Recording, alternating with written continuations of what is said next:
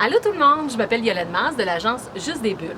Juste des Bulles, c'est quoi? C'est une petite agence d'importation privée spécialisée dans les champagnes et les vins effervescents. Qu'est-ce que vous voulez?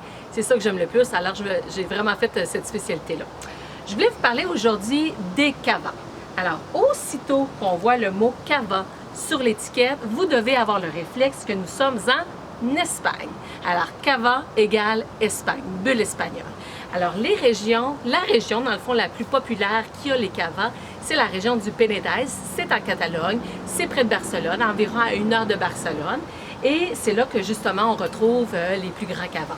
Cependant, d'autres petites régions également en Espagne font des cavas, mais comme je vous dis, je pense qu'on va retenir le plus important, la région du Penedès. Alors, Portel, c'est celui-là que je voulais vous présenter aujourd'hui, le cava Portel.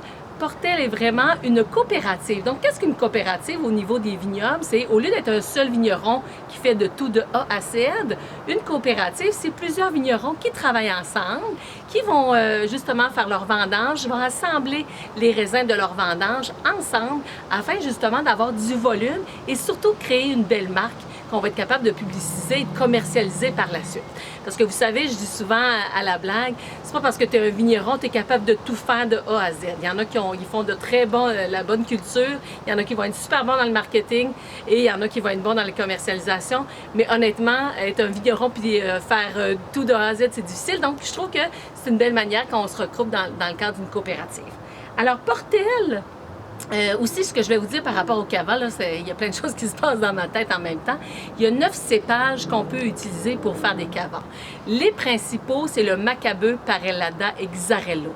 Bon, je sais que c'est des noms peut-être qu'on entend moins souvent, mais c'est comme si je vous disais Chardonnay, Merlot, Pinot Noir. Alors, retenez ça, Macabeu, Parellada et Xarello. C'est les plus populaires qu'on va utiliser pour faire les cavas. Alors celui-là, le Portel, quelque chose de hyper frais en bouche. On est à 70 de Macabeu et 30 de Parellada, ce qui fait vraiment quelque chose qui va être hyper frais et très facile à boire. Honnêtement, toutes les bulles, vous savez, vont super bien avec les sushis, les viandes froides, les volailles. Donc, certains fromages à pâte ferme également, ça peut être des bons ajouts. Je voulais aussi vous parler du rosé, parce que moi, c'est un de mes coups de cœur. Moi, vous savez, du rosé, je peux le boire à l'année. Et celui-là, au niveau du cépage, on est 100% prépate. Alors, c'est le cépage également qui est le plus populaire pour faire le rosé en Espagne. Petite anecdote par rapport à ma rencontre avec Monica de Portel.